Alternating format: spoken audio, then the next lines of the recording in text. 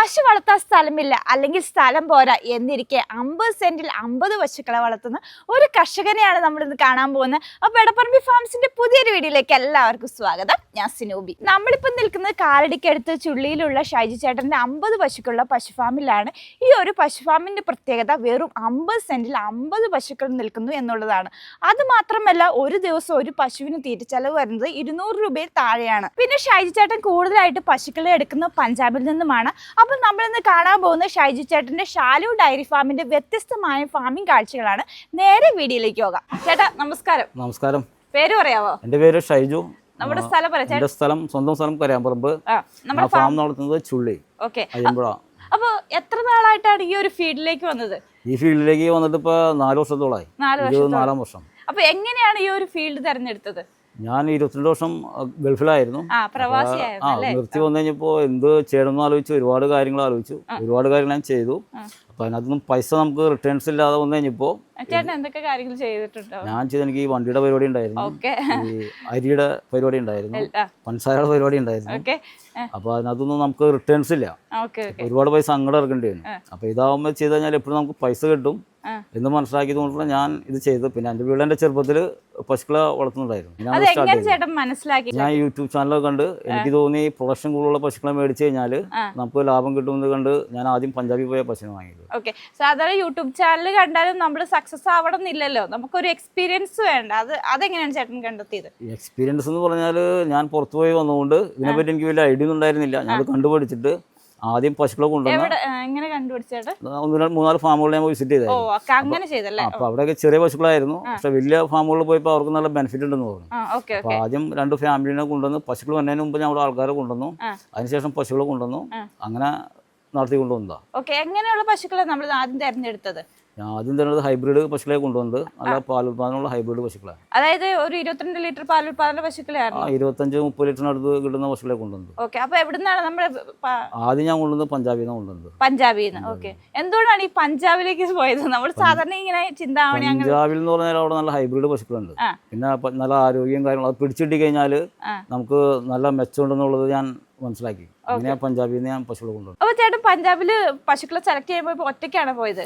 ഞാൻ ഒറ്റയ്ക്കാണ് പോയത്. ഓക്കെ. അപ്പൊ പഞ്ചാബില് പശുക്കളെ സെലക്ട് ചെയ്യുമ്പോൾ ചേട്ടൻ എന്തൊക്കെ കാര്യങ്ങൾ ശ്രദ്ധിച്ചു? ഞാൻ അതിന്റെ ബോഡി വെയിറ്റ്, പശുവിന്റെ ലെങ്ത്, വിഡ്ത്ത്, അതിന്റെ കാമ്പിന്റെ അകലം, അത് ഈ മുട്ടിന് മേലെ കാമ്പുള്ള പശുക്കൾക്ക് പാല് കൂടുതൽ കിട്ടും. അതൊക്കെ ഞാൻ മറ്റുള്ള ആൾക്കാരോട് ചോദിച്ച് മനസ്സിലാക്കിയതാണ്. അങ്ങനെ പോയി കൊണ്ടുവന്നതാണ്. നമ്മൾ ഒറ്റയ്ക്ക് പോകുമ്പോൾ എന്താ പറയാ, നമ്മൾ കേരളത്തിൽ നിന്ന് വരുമ്പോൾ ചിലപ്പോൾ പറ്റിക്കപ്പെടാം. പക്ഷെ ചേട്ടൻ എങ്ങനെയാണ് അത് മാനേജ് ചെയ്ത് അവിടെ? ഞാൻ അവിടെ നല്ല ടോപ്പായിട്ട് സെയിൽ ചെയ്യുന്ന, ഫസ്റ്റ് ക്ലാസ് ആയിട്ട് സെയിൽ ചെയ്യുന്ന ആൾക്കാരെ വാങ്ങി. അവരായിട്ട് മാസങ്ങളും വർഷങ്ങളായിട്ട് ഞാൻ തുടങ്ങുന്നതിന് മുമ്പ് എനിക്ക് അവരായിട്ട് ബന്ധങ്ങളുണ്ടായിരുന്നു. അവരായിട്ട് കോൺടാക്ട് ചെയ്ത് സംസാരിച്ച് 1 വർഷക്കാലം കോൺടാക്ട് ചെയ്തതിനു ശേഷം ഞാൻ അവരുടെ പോയത്. ഏകദേശം എത്ര ലിറ്റർ പാൽപാദനമുള്ള പശുക്കൾ? 30 ഉദ്ദേശിക്കുന്ന പശുക്കൾക്ക് 25-22 അടുത്ത് നമുക്ക് കിട്ടുന്നുണ്ടായിരുന്നു. അപ്പൊ ഇവിടെ എത്രത്തോളം പശുക്കളുണ്ട്? ഇവിടെ മൊത്തത്തില് 50ഓളം പശുക്കളുണ്ട്. അതിനകത്ത് ഇടക്കറവയും ചെനയായിട്ട് ഒരു 15 പശുക്കളുണ്ട്.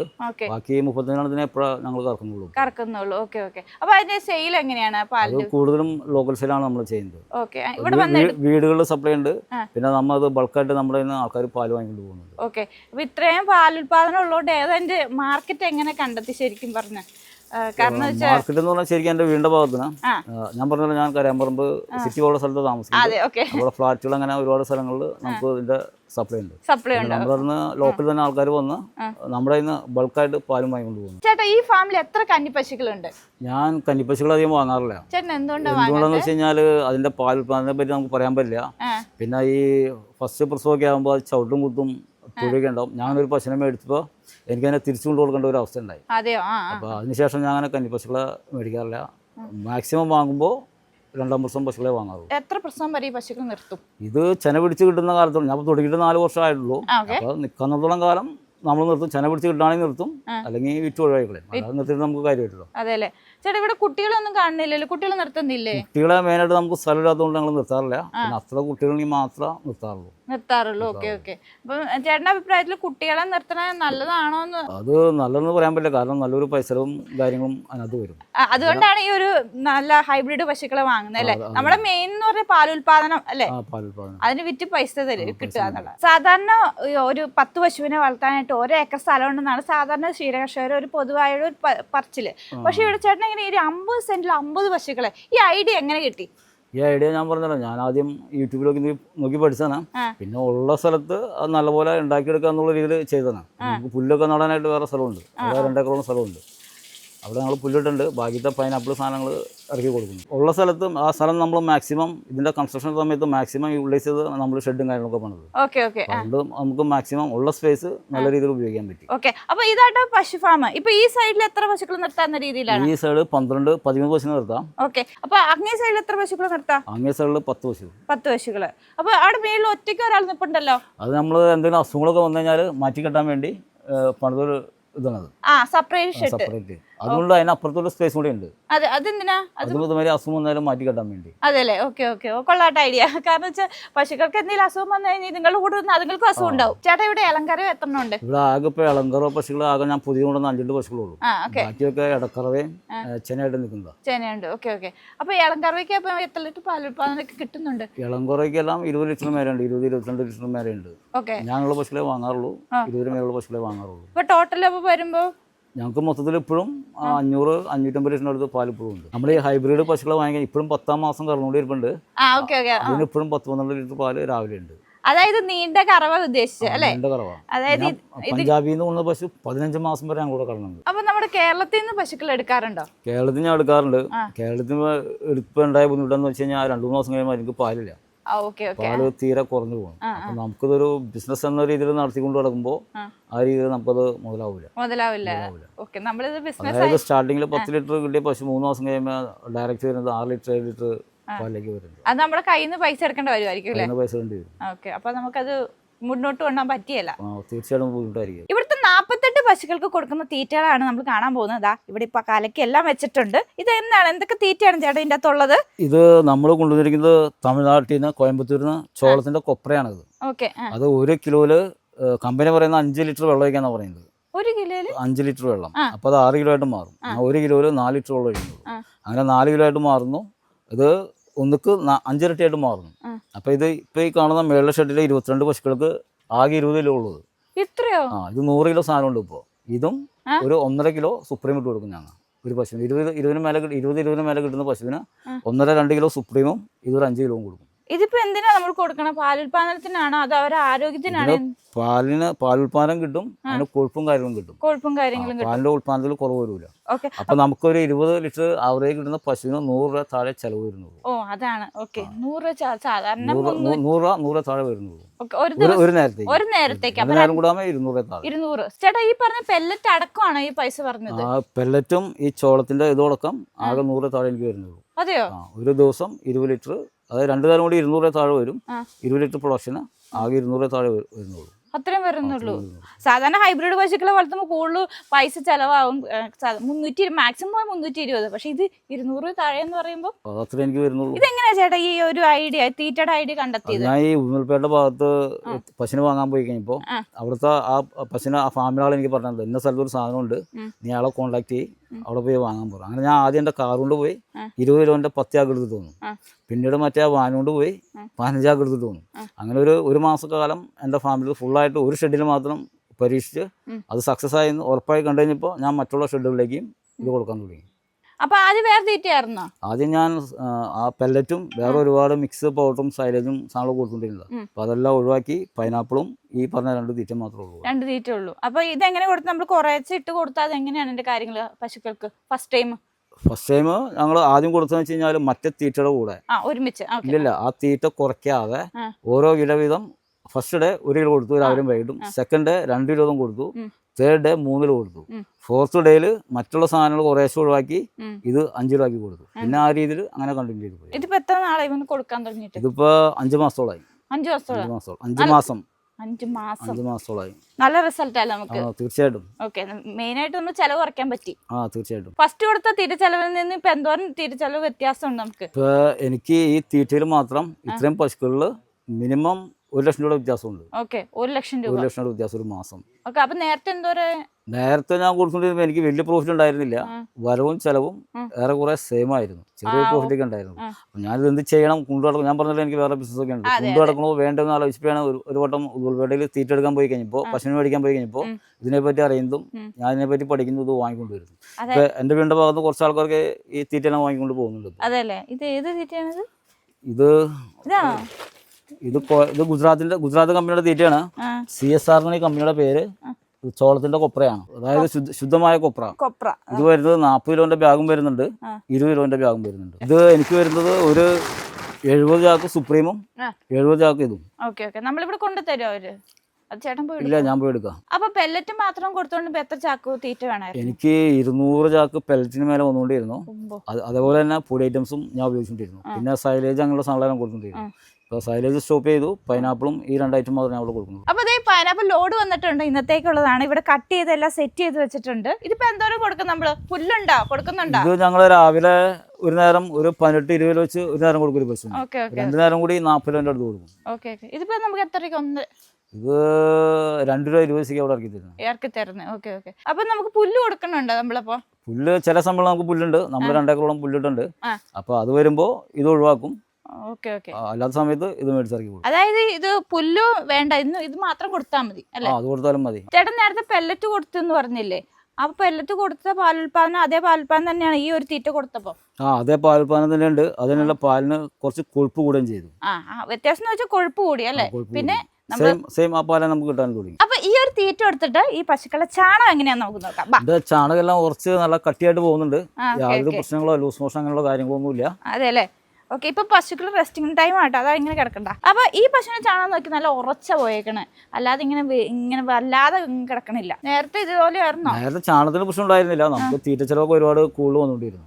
അതായത് നമ്മള് മാസാവസാനം കണക്ക് കൂട്ടുമ്പോൾ നമുക്ക് വലിയ ബെനിഫിറ്റ് ഇല്ലാത്ത രീതിയിൽ നമ്മൾ ഇറക്കിയിരിക്കുന്ന ഇൻവെസ്റ്റ്മെന്റ് കൂടുതൽ, ആ ഇൻവെസ്റ്റ്മെന്റ്സ് ഉള്ള പ്രോഫിറ്റ് നമുക്ക് വന്നുകൊണ്ടിരുന്നില്ല. ഇത് മാറ്റി കഴിഞ്ഞപ്പോൾ നമ്മൾ പ്രതീക്ഷയിലും കൂടുതൽ ബെനിഫിറ്റ് നമുക്കുണ്ട്. അപ്പൊ ഈ പെല്ലറ്റ് കൊടുത്തോണ്ടിരുന്നപ്പോ ചെന പിടിക്കാൻ ബുദ്ധിമുട്ടുണ്ടായിരുന്നോ? ചെന പിടിക്കാൻ ബുദ്ധിമുട്ടല്ല, ഇവിടെ ഹീറ്റ് ആവാൻ ഭയങ്കര ബുദ്ധിമുട്ടായിരുന്നു. അതിന് കൃത്യമായിട്ട് മെഡിസിനെ കുത്തിച്ച ഹീറ്റ് ആക്കിക്കൊണ്ടിരിക്കും. ഇത് കൊടുത്തു കഴിഞ്ഞപ്പോൾ ഓട്ടോമാറ്റിക് ആയിട്ട് നാച്ചുറൽ ആയിട്ട് എല്ലാ പശുക്കളും ഹീറ്റ് ആവുന്നുണ്ട്. അപ്പൊ ആ മെഡിസിന്റെ ആവശ്യം ഇല്ല. അപ്പൊ അതിന്റെ ചെലവ് കുറഞ്ഞു നമുക്ക്. ഡോക്ടർമാരുടെ വിസിറ്റും വളരെ കുറവായിരുന്നു. അപ്പൊ ഇവിടെ തൊഴുത്ത് പണിതിരിക്കുന്ന ഓല കൊണ്ടാണ്. താഴെ ഓല, മേല് ഷീറ്റാണ്.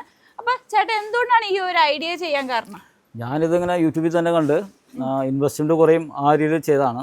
പക്ഷെ അത് നല്ല കാര്യം തന്നെയാണ്. നമുക്ക് സ്റ്റാർട്ടിങ് ചെയ്യുന്ന ആൾക്കാർക്ക് ഈ രീതിയിൽ ചെയ്യുന്ന നല്ലൊരു ഐഡിയ തന്നെയാണ്. പക്ഷേ ഫ്യൂച്ചറിൽ കണ്ടിന്യൂ ചെയ്ത് പോകുമ്പോൾ നമുക്കതൊരു മെയിൻ്റെനൻസ് ബാധ്യത ഒരു വലിയ ബാധ്യതയായിട്ട് വരും. വൺ ടൈം പൈസ ഇല്ലെങ്കിലും അവിടെ നമുക്ക് പൈസ അറേഞ്ച് ചെയ്ത് ഷീറ്റ് ഇട്ട് ചെയ്യുകയാണെന്നുണ്ടെങ്കിൽ കാലാകാലം നിൽക്കുകയും ചെയ്യും. ഇതുമാതിരി ഇടയ്ക്കിടയ്ക്ക് മെയിൻ്റെനൻസിന്റെ ആവശ്യം വരും. 2 വർഷം കൂടുമ്പോൾ മെയിൻ്റെനൻസ് ചെയ്യണ്ട, മേളുള്ള ഷീറ്റ് മാറേണ്ടി വരും. അല്ലെങ്കിൽ പിന്നെ നമ്മൾ ഫസ്റ്റ് പൈസ ഇല്ലെങ്കിൽ ഇതുപോലെ പണിതിട്ട് പിന്നെ മാറ്റി മാറ്റി ചെയ്താലും മതി. ഇതിപ്പോ ചൂട് കുറവുണ്ടല്ലോ? ചൂട് വളരെ കുറവാണ്. വളരെ കുറവാണ്. ഇവിടെ ഏറ്റവും ചൂട് കൂടിയ സ്ഥലമാണ്. ഈ ഷെഡിന്റെ അകത്ത് നിങ്ങളോട് ഒട്ടും ചൂടില്ല. ഇവിടെ ചൂടില്ല. കാരണം ഇത്രയും ഹൈബ്രിഡ് പശുക്കൾ നിർത്തുമ്പോൾ അതുങ്ങൾക്ക് ചൂട് താങ്ങാൻ പറ്റിയല്ല. അപ്പൊ ഇങ്ങനെ ഒരു ഐഡിയ നല്ലതാണ്. പക്ഷെ അതിന്റെ അത് ഫ്യൂച്ചറിൽ മെയിൻ്റെനൻസ് വരുമ്പോൾ നമുക്ക് അത് ബുദ്ധിമുട്ടായിട്ട് ചെറിയ ഷെഡൊക്കെ ആണെങ്കിൽ കുഴപ്പമില്ല. വലിയ ഷെഡും വലിയ ഫാമൊക്കെ ആകുമ്പോൾ ഭയങ്കര ഒരു ബാധ്യമായിട്ട് മാറും. അപ്പൊ ചേട്ടന്റെ അഭിപ്രായത്തിൽ കുറച്ച് കോസ്റ്റ് കൂടിയാലും തുടക്കത്തിലെ സ്റ്റാർട്ടിങ്ങിൽ അങ്ങനെ ചെയ്യുന്നതായിരിക്കും നല്ലത്. ഇപ്പൊ ചൂട് കുറയ്ക്കാനായിട്ട് ഒരുപാട് മാർഗങ്ങൾ ഞങ്ങളുടെ ഫോഗർ കാര്യങ്ങളൊക്കെ ഫിറ്റ് ചെയ്തിട്ടുണ്ട്. അതുമാതിരി ചെയ്താൽ ഫാമിന്റെ ജോലി എത്ര മണിക്ക് സ്റ്റാർട്ട് ചെയ്യും? ഇവിടെ വെളുപ്പിന് 1:30 മണിക്ക് സ്റ്റാർട്ട് ചെയ്യും. അപ്പൊ എങ്ങനെയാണ് എന്റെ കാര്യങ്ങളൊക്കെ? ഞാൻ ഇവിടെ മാക്സിമം 12 മണിക്കൂർ ബേസ് ചെയ്താ ഇവിടുത്തെ കറോ സിസ്റ്റം വെച്ചിരിക്കുന്നത്. ആ സെയിം ഇപ്പോൾ 2 മണിക്ക് കറോ സ്റ്റാർട്ട് ചെയ്ത് കഴിഞ്ഞാൽ ഒരു 11 മണിക്കൂർ ഇടവേളയിൽ ഉച്ചയ്ക്ക് 1 മണിക്ക് കറോ സ്റ്റാർട്ട് ചെയ്യും. അപ്പൊ നമുക്ക് കുറച്ചുകൂടി പ്രോഷൻ കൂടുതൽ കിട്ടും. ടൈം അഡ്ജസ്റ്റ് ചെയ്യും. പിന്നെ തീറ്റയൊക്കെ എപ്പോഴാണ് കൊടുക്കുന്നത്? അപ്പൊ തീറ്റ ഈ ഷെഡ് ക്ലീൻ ചെയ്ത് കറവയ്ക്ക് ഒരു കറ തുടങ്ങുന്ന ഒരു 15-6 മണിക്കൂറും പോകും. മുന്നേ കൊടുക്കുമല്ലോ. കറവയും ഏറെക്കുറെ തീറ്റ തന്നെ ഒന്നിച്ച് തന്നെ നടക്കും. ആള് ഉള്ളതുകൊണ്ട് ഒരാൾ തീറ്റ എടുത്ത് പോകുമ്പോഴത്തേനും ഒരാൾ കറവ സ്റ്റാർട്ട് ചെയ്യും. പെട്ടെന്ന് പണി തീരും. ഓക്കെ, അപ്പൊ ക്ലോസ് ചെയ്യുന്ന എപ്പോഴാ? അത് ഇവരുടെ പണിയെല്ലാം വെളുപ്പിന് 5:30-6 മണിയാകും കഴിയും. ഉച്ചര 1 മണിക്ക് സ്റ്റാർട്ട് ചെയ്ത് കഴിഞ്ഞാൽ ഒരു 5 മണിയാകും ഇവരെ പണിയെല്ലാം തീരും. എല്ലാ പണിയും തീരും. പൈനാപ്പിൾ കട്ടിങ്ങും കറവയും ക്ലീനിങ്ങും എല്ലാ പരിപാടിയും തീരും. അപ്പൊ ചേട്ടൻ എപ്പോഴാ ഇവിടെ ഫുൾ ടൈം ഉണ്ടാവുമോ? ഞാൻ ഫുൾ ടൈം ഉണ്ടാവാറില്ല, ഇടയ്ക്കിടയ്ക്ക് വരും. ഏറെക്കുറെ എല്ലാ ദിവസവും വരും. ഒന്നെങ്കിൽ വൈകിട്ട് വരും, അല്ലെങ്കിൽ രാവിലെ വരും. വരും എല്ലാ ദിവസവും വരും, രാവിലെ അല്ലെങ്കിൽ വരും. അധികം നേരം ഇവിടെ അങ്ങനെ വെയിറ്റ് ചെയ്ത് നിൽക്കാറില്ല. ഞാൻ മെയിനായിട്ട് ബേസ് ചെയ്യുന്നത് എനിക്കെന്ത് പ്രൊഡക്ഷൻ ഉണ്ട്. ആ പ്രൊഡക്ഷൻ കുറഞ്ഞു കഴിഞ്ഞാൽ ഞാൻ വർക്ക് ചെയ്യുന്ന ആൾക്കാരോട് മാനേജറോട് ചോദിക്കും, വർക്ക് ചെയ്യുന്ന ആൾക്കാരോട് എന്തുകൊണ്ട് പാല് കുറഞ്ഞു. അപ്പോൾ അവരെനിക്കൊരു റീസൺ തരും. പശു ഹീറ്റായി അല്ലെങ്കിൽ തീറ്റ എടുത്തില്ല. അപ്പം ഞാൻ ചോദിക്കും ഡോക്ടറെ വിളിക്കണോ, വേണമെന്ന് പറഞ്ഞാൽ ഡോക്ടറെ വിളിക്കും. 1-2 ദിവസം ചെക്ക് ചെയ്യും. കൂടുതൽ താഴോട്ട് പോയി കഴിഞ്ഞാൽ ഞാൻ അതിൻ്റെതായ രീതിയിൽ കാര്യങ്ങൾ നോക്കും. ഇവിടെ സഹായിട്ട് ഒരു ചേട്ടനുണ്ടല്ലേ ഇവിടെ അടുത്തുള്ള, ആ ചേട്ടൻ പേരെന്താ? അച്ഛൻ്റെ പേര് ഡേവിസ്. അപ്പൊ ഇത്രയും നാളത്തെ എക്സ്പീരിയൻസ് നമ്മൾ ക്ഷീര കർഷകനായിട്ടിരിക്കണോ അതോ ബിസിനസ്സുകാരനായിട്ടായിരിക്കണോ? ഞാനൊരു ക്ഷീര കർഷകനാകണമെന്നുള്ള ബേസിൽ തുടങ്ങിയതല്ല, ഒരു ബിസിനസ്സായിട്ട് എന്നുള്ള രീതിയിൽ തുടങ്ങിയതാണ്. കാരണം അങ്ങനെ ചിന്തിച്ച് ചെയ്തുകൊണ്ട് മാത്രമേ നമുക്ക് കൊണ്ട് കൊണ്ടുപോകും. കർഷകനായിട്ട് എന്ന് കഴിഞ്ഞാൽ അവരുടെ പോയി ആൾക്കാരുടെ അടുത്ത് കരഞ്ഞ് കാല് പിടിച്ച് അതിൻ്റെ തന്നെ പിന്നാലെ നടക്കായിരുന്നു. നമ്മൾ നമ്മുടെ ബുദ്ധിയും കഴിവും കാര്യങ്ങളും ഉപയോഗിച്ച് ബിസിനസ് എന്നുള്ള രീതിയിൽ ചെയ്യുന്നതായിരിക്കും. ഈ ബുദ്ധിയും കാര്യങ്ങൾ എന്ന് പറയുമ്പോൾ നമ്മൾ എങ്ങനെ ഈ ഒരു ഫാമിൽ ചേട്ടന് ചെയ്തത്? ഞാൻ പറഞ്ഞല്ലോ ഹൈബ്രിഡ് പശുക്കളെ വാങ്ങാം. അല്ല അതിന്റെ തീറ്റ ഒരു ഫാം ചെയ്യണമെങ്കിൽ വേണ്ടത് മെയിനായിട്ട് 3 കാര്യങ്ങളാണ് ഞാൻ കണ്ടിട്ടുള്ളത്. ഒന്ന് ഫീഡ് കോസ്റ്റ് കുറയ്ക്കുക, ലേബർ കോസ്റ്റ് കുറയ്ക്കുക, വർഷത്തില് ഒരു പശു പ്രസവിക്കണം. ആ രീതിയിൽ കൊണ്ടുനടന്നാൽ ഒരു ഫാമും പരാജയപ്പെടില്ല, എല്ലാ ഫാമും വിജയിച്ചു സക്സസ്ഫുൾ. ചേട്ടൻ ഇവിടെ അങ്ങനെയാണ് ചെയ്യുന്നത്. അപ്പൊ ചേട്ടൻ പ്രവാസിയായിരുന്നു. അപ്പൊ ഇനിയിപ്പോ ഒരുപാട് പ്രവാസികൾ ആഗ്രഹിക്കുന്നുണ്ട് ഈ മേഖലയ്ക്ക് വരാൻ. അവരോട് എന്താണ് ചേട്ടൻ പറയാനുള്ളത്? ഇത് പ്രവാസിയാണെന്നും പറഞ്ഞ് മാത്രമേ ഫീൽഡിലേക്ക് വരരുത്. ഇത് കൊണ്ടുനടക്കണമെങ്കിൽ ഇതിനെപ്പറ്റി അത്യാവശ്യം നല്ല അറിവും കാര്യങ്ങളും വേണം, എക്സ്പീരിയൻസ് വേണം. പിന്നെ മെയിനായിട്ട് എനിക്ക് പറയാനുള്ളതെന്ന് വെച്ച് കഴിഞ്ഞാൽ നല്ല രീതിയിൽ കൊണ്ടുനടന്നാൽ മാത്രമേ ഇതിന് പൈസ കിട്ടുള്ളൂ. അപ്പോൾ അതനുസരിച്ച് നമുക്ക് നമ്മുടെ കയ്യിൽ ഇറക്കാനുള്ള പൈസയും വേണം. അതിൻ്റെ ഇഷ്ടംപോലെ ഗവൺമെൻറ് സഹായങ്ങളുണ്ട്. അവർക്ക് പോയി കഴിഞ്ഞാൽ ഇഷ്ടംപോലെ ലോണുകളും കാര്യങ്ങളും കിട്ടും. എനിക്കും കിട്ടിയിട്ട് ഇഷ്ടംപോലെ ലോണുകൾ. അതൊക്കെ മെയിൻ ചെയ്ത് കൊണ്ടുപോകാൻ പറ്റുന്നെങ്കിൽ മാത്രം ഈ ഫീൽഡിലേക്ക് വരാം, അല്ലെങ്കിൽ ഇതിനകത്തേക്ക് വരാതിരിക്കുക. അതായത് നമ്മൾ വിജയിക്കുന്നുള്ള ഉറപ്പുണ്ടെങ്കിൽ മാത്രം നമ്മുടെ ഉറപ്പ് മാത്രം പോരാ, നമ്മുടെ പ്രവൃത്തിയും നമ്മുടെ കൂടെ നിൽക്കുന്ന ആൾക്കാരുടെ പ്രവൃത്തിയും ദൈവത്തിന്റെ കഴിവിനെയും. ഇതൊരിക്കലും ഒരു 1 man show ഗെയിമല്ല, ഇതൊരു ടീം വർക്കാണ്. അപ്പൊ കൂടെ നിൽക്കുന്ന ആൾക്കാരും നമ്മളതുപോലെ സപ്പോർട്ട് ചെയ്യുന്നാൽ മാത്രം നമുക്ക് ഈ ഫീൽഡ് കൊണ്ടുനടക്കാൻ പറ്റും. എനിക്ക് ഇവിടെ എക്സ്പീരിയൻസ് ഉണ്ട്, എനിക്ക് പണിയുണ്ടെന്ന് അറിയാമെന്ന് പറഞ്ഞാൽ അത് വന്നു കഴിഞ്ഞാൽ ഒരു രക്ഷ ഉണ്ടാവില്ല, നടക്കില്ല. അത് പണിയെടുത്ത് ബുദ്ധിമുട്ട് കഷ്ടപ്പാട് മാത്രമേ അതുകൊണ്ട് ഗുണമുണ്ടാവുള്ളൂ. ആൾക്കാർ ഈ ഫാം ഫീൽഡ് കഷ്ടപ്പാടെന്ന് പറയുന്നത് കൊണ്ടാണ് ഒറ്റയ്ക്ക് ചെയ്യാൻ നിൽക്കുന്നുണ്ട്. നമ്മുടെ പൈസ ഉണ്ടെങ്കിൽ അതിനകത്തേക്ക് ഇറക്കുക, ഉണ്ടെങ്കിൽ മാത്രം ഇറങ്ങുക, നല്ല രീതിയിൽ വർക്ക് ചെയ്യുക, കൂടെ നിൽക്കുന്ന ആൾക്കാരുടെ സപ്പോർട്ട് നല്ല രീതിയിൽ മേടിക്കാൻ നോക്കുക. അപ്പൊ തീർച്ചയായിട്ടും വിജയിക്കും. നമ്മൾ ആദ്യം കണ്ടത് ഫസ്റ്റത്തെ തൊഴുത്താണ്. ഇനി നമ്മൾ രണ്ടാമത്തെ തൊഴുത്ത് കാണാൻ പോകും. ഇവിടെ കുറെ പഞ്ചാബി പശുക്കളുണ്ട്, അത് നമുക്ക് കാണാം. അപ്പം ഇതാണ് തൊഴുത്ത്. ഇവിടെ ഇപ്പൊ എത്ര പശുക്കളുണ്ട് ചേട്ടാ? ഇവിടെ 26 പശുക്കളുണ്ട്. ഏതാ ചേട്ടാ പഞ്ചാബിൽ നിന്ന് കൊണ്ടുവന്നത്? പഞ്ചാബി പശുക്കൾ നിൽക്കുന്നത് കിടക്കുന്ന പശു അതൊന്ന്, ഈ കിടക്കുന്ന ഒരു പശു ഒന്ന് മുട്ട പശു എന്ന് പറയണോ? മുട്ടയല്ലാതെ കൊമ്പുണ്ടല്ലോ അതിന്. ഈ ജേഴ്സി പശു ചേട്ടാ ഇത് പഞ്ചാബിൽ നിന്ന് കൊണ്ടുവന്നാ? അത് പഞ്ചാബിൽ നിന്ന് ജേഴ്സി പശു. ഇതിന് 25 ലിറ്റർ പാൽ കിട്ടും. പക്ഷെ കണ്ടാ തോന്നില്ല, പക്ഷെ പ്യുവർ ബ്രീഡ് പശു. അത് 25 ലിറ്റർ പാൽ കിട്ടും. ഇതിപ്പോ ഇവിടെ 3ാമത്തെ പ്രസവം, ചെനയാണ് 3ാമത്തെ പ്രസവമാണ്. ഇതികൾ മാക്സിമം എത്ര പ്രസവം വരെ നിർത്തും പഞ്ചാബി പശുക്കളാണെങ്കിൽ? ഞാൻ നേരത്തെ പറഞ്ഞല്ലോ, ചെന പിടിച്ച് കിട്ടുകയാണെങ്കിൽ നമ്മൾ മാക്സിമം നിർത്തും, അല്ലെങ്കിൽ വിറ്റ് ഒഴിവാക്കും. ഏകദേശം നമുക്ക് എത്ര റേറ്റ് വരും ചേട്ടാ? അവിടെ പൈസ കുറവാണ് പഞ്ചാബി പശുക്കൾക്ക്. 1 ലക്ഷം രൂപ വില ഉണ്ടെങ്കിൽ മിനിമം ഒരു 30-35 ലിറ്ററുള്ള പശുക്കൾ നമുക്ക് കിട്ടും. പക്ഷെ അവിടുന്ന് പശുവിനെ നമ്മൾ കൊണ്ടുവരണമെന്നുണ്ടെങ്കിൽ 3 ലക്ഷം രൂപ നമുക്ക് ചിലവാകും. അതായത് എന്തുകൊണ്ടെന്ന് വെച്ച് കഴിഞ്ഞാൽ വണ്ടി വാടക, പിന്നെ റൂളിലുള്ള ആൾക്കാരുടെ പൈസ, അതിന്റെ തിരിച്ചെലവ്. അപ്പൊ ഇതിങ്ങളെ കൊണ്ടുവന്ന് നമുക്ക് ബെനിഫിറ്റ് ഉണ്ട്, കാരണം നമ്മൾ മുടക്കിയ മുതല് കിട്ടുന്നുണ്ടോ? തീർച്ചയായിട്ടും നമുക്ക് പാലും കിട്ടും. ചെന പിടിക്കാതെ വന്നാൽ വിറ്റ് കഴിഞ്ഞാൽ ഏറെക്കുറെ നമുക്ക് ഇതിന് കിട്ടൂല. പക്ഷെ മറ്റേ പശുക്കളൊക്കെ വലുതാണ്, ഇതിന് നിസ്സാര പൈസയേ ഉള്ളൂ. നമ്മളെ ചെലവാക്കേണ്ട പൈസയുടെ മുഖഭാഗം നമുക്ക് വിൽക്കുമ്പോൾ നമുക്ക് ഇതിനോട് കിട്ടും. ഞാൻ കൂടുതലും ബ്ലാക്ക് കളറുള്ള പശുക്കളെ കൊണ്ടുപോകും. ഇവിടെ നോക്കിയാലും കൂടുതലും ബ്ലാക്ക് കളറുള്ള പശുക്കളാണ്. അപ്പൊ ഈ പഞ്ചാബി പശുക്കളും ചിന്താമണി പശുക്കളും തമ്മിലുള്ള വ്യത്യാസം? ബ്രീഡും കാര്യങ്ങളൊക്കെ സെയിം, പ്രൊഡക്ഷനും സെയിം. പക്ഷെ ഈ പഞ്ചാബി പശുക്കൾക്ക് നല്ല ഹെൽത്തി ആയിരിക്കും. ഈ തമിഴ്നാട് പശുക്കൾ, അവിടെ പശുക്കൾ എന്താ അസുഖം വന്നു കഴിഞ്ഞാൽ അതിനോട് കോടി പോയി കഴിഞ്ഞാൽ പിന്നെ രക്ഷപ്പെട്ട് വരാൻ പാടാ. നിങ്ങൾ അസുഖം ഉണ്ടായാലും റിക്കവർ ആയി കഴിഞ്ഞാൽ അതിന് വീണ്ടും നല്ല ആരോഗ്യം, ആ പ്രൊഡക്ഷൻ കപ്പാസിറ്റി ഉണ്ടാവും. പ്രതിരോധശേഷി കൂടുതലായിരിക്കും. പഞ്ചാബി പശുക്കൾ അതാണ്. പിന്നെ ബോഡി വെയിറ്റ് ഉണ്ടായിരിക്കും, നല്ല വെയിറ്റ് ഉണ്ടാവും. വിൽക്കുന്ന സമയത്ത് നമുക്ക് പൈസ കിട്ടൂല്ലേ?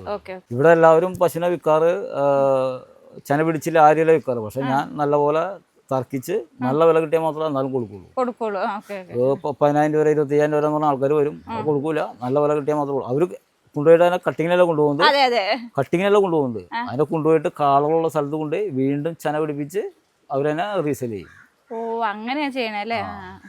അതായത് വലിയ വലിയ ഫാമർക്ക് കൊടുക്കും. എൻ്റെ അടുത്ത് ആദ്യം കാള ഉണ്ടായിരുന്നു, ഇപ്പോൾ കാളയില്ല. ചെന പിടിക്കാണ്ടാക്കി കഴിയുമ്പോൾ ഞാൻ നിങ്ങളെ വിറ്റ് ഒഴിവാക്കും. അവർ വാങ്ങിക്കൊണ്ട് കാളുള്ള സ്ഥലത്ത് കൊണ്ട് ചന പിടിപ്പിച്ച് വേറെ ആൾക്കാർക്ക് സെയിൽ ചെയ്യും. അപ്പൊ ഇവിടെ ചാണകം ഉണക്കുന്നുണ്ട്, അതായത് ചാക്കിൽ ഇങ്ങനെ ചാണകം ഉണക്കാൻ വെച്ചേക്കും അല്ലേ? അതെ അല്ലേ? ഇതെങ്ങനെ ചേട്ടാ, ഒരു മെഷീൻ നമ്മൾ സെറ്റ് ചെയ്ത് വെച്ചേക്കോ അല്ലേ? മെഷീൻ സെറ്റ് ചെയ്ത് വെച്ചിരിക്കുന്നു. Okay okay. ഇത് ഫുള്ളി ഓട്ടോമാറ്റിക് മെഷീനാണ്. ഇപ്പൊ അതിന്റെ മോട്ടോർ കംപ്ലൈന്റ് ആയതുകൊണ്ട് ഞങ്ങൾ മാനുവലി ചെയ്യുന്നു. എങ്ങനെയാ ചേട്ടാ ചെയ്യണേ? അതായത് അത് ചാണകക്കുഴിയാണ്. അപ്പൊ അതിനകത്തേക്ക് ആ പമ്പ് വെച്ച് കഴിഞ്ഞാൽ അത് ഓട്ടോമാറ്റിക്കായിട്ട് അതിനകത്തേക്ക് വലിക്കും, ചാണം പൊടിയായിട്ട് അതിനകത്ത് വീഴും. പക്ഷെ ആ പമ്പ് കേടായതുകൊണ്ട് അത് മാറ്റി വെച്ചിരിക്കുന്നു. ഞങ്ങൾ ചാണം കൂടെ കളക്ട് ചെയ്തിട്ട് ഇതിനകത്തേക്ക് കോരിയിടും, കുറച്ച് വെള്ളം ഒഴിച്ച് കൊടുക്കും, അത് ഓട്ടോമാറ്റിക്കായിട്ട് വർക്ക് ചെയ്ത് പൗഡറായിട്ട് ആളുകൾ വെള്ളം ഇതിനകത്തേക്ക് ഒഴിക്കാൻ വേണ്ടിയാണ്. അതിൽ നിന്ന് വലിക്കാത്തതുകൊണ്ട് ചാണം അതിനകത്ത് ഇട്ടിട്ട് കുറച്ച് വെള്ളം ഒഴിക്കണം. Okay okay okay. ഇതാട്ടോ ചാണകം. ഇത് ചാക്കിലാക്കി വെച്ചേക്കണാണോ ഇത്? ചാക്കിലാക്കി വെച്ചിട്ടുണ്ട്. ഇവിടെ നമുക്ക് എത്രയ്ക്ക് വിൽക്കാൻ പറ്റും? കാരണം ഇവിടെ ഞങ്ങളൊരു ചാക്ക് 250 രൂപ.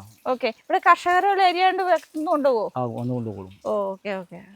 എക്സ്ട്രാ ഒരു വരുമാനം എന്ന് പറയാം അല്ലേ? തീർച്ചയായിട്ടും നല്ലൊരു വരുമാനമാണ്. ഇത്രയും പശുക്കളുള്ളതുകൊണ്ട് നല്ല രീതിയിൽ ചാണം കിട്ടും. വാങ്ങാൻ ആളുകൊണ്ട് നമുക്ക് വിറ്റ് ഒഴിവാക്കുകയും ചെയ്യാം. ഇത് ഡേവിസേട്ടൻ ഇവിടെ അടുത്ത് തന്നെയാണ് വീട്. പുള്ളി നമ്മുടെ ഫാമിന്റെ മാനേജറും. ആള് 24 മണിക്കൂർ കൂടെ കാണും. ഞാൻ സ്റ്റാർട്ട് ചെയ്ത് തുടങ്ങിയ കൺസ്ട്രക്ഷൻ മുതൽ ആളിവിടെ ഉണ്ട്. വർക്ക് തുടങ്ങി, തൊഴുത്തിന്റെ പണി തുടങ്ങി. എനിക്ക് കോൺട്രാക്ട് പണിയായിരുന്നു. അപ്പൊ ഈ വർക്ക് തുടങ്ങി ഞാനവിടെ ഇത് ചെയ്യണ്ടായി. പിന്നെ അത് കഴിഞ്ഞ് ഇപ്പൊ പാൽമണ്ടി കൊണ്ടുപോകണം, ഇവിടുത്തെ കാര്യങ്ങളൊക്കെ നോക്കണം, അത് കൊണ്ടു കിടക്കും. കുഴപ്പമില്ല. അപ്പൊ ഇത്തരത്തിൽ പശുവിന്റെ കാര്യങ്ങളൊക്കെ എങ്ങനെയാ പഠിച്ചേ? നമ്മുടെ വീട്ടിൽ എന്ന് പറഞ്ഞാൽ ഞങ്ങൾ കർഷക കുടുംബത്തിൽ പെട്ടതാണ്. എൻ്റെ വീട്ടിൽ കാളയന്മാരും പശുക്കളൊക്കെ ഉണ്ടായിരുന്നു. അപ്പൊ അത് ചെറുപ്പം മുതൽ അതിനെ കൊണ്ട് നടന്നുള്ള ഒരു സ്നേഹം നിങ്ങളോട് ഉണ്ട്. അപ്പൊ അതിനോട് പശുക്കളോട് ഭയങ്കര സ്നേഹമുണ്ട്. അത് തന്നെ അതിന്റെ പിന്നിൽ നടക്കുന്നു. അതുകൊണ്ടാണ് ഇവിടെ വന്നത്. അത് അപ്പോൾ ഇത്രയും സമയം നമ്മൾ കണ്ടുകൊണ്ടിരുന്നത് ഷൈജു ചേട്ടൻ്റെ ഷാലു ഡയറി ഫാമിൻ്റെ വിശേഷങ്ങളാണ്. അപ്പോൾ ഇന്നത്തെ വീഡിയോ നിങ്ങൾക്ക് ഇഷ്ടപ്പെട്ടെന്ന് കരുതുന്നു. വീഡിയോ ഇഷ്ടപ്പെട്ടാൽ ലൈക്ക് ചെയ്യാനും ഷെയർ ചെയ്യാനും ചാനൽ ഫോളോ ചെയ്യാനും കമൻറ്റ് ചെയ്യാനും മറക്കരുത്. അപ്പോൾ അടുത്തൊരു നല്ലൊരു വീഡിയോ ഞങ്ങൾ വരുന്നതാണ്. അതുവരെ നമസ്കാരം.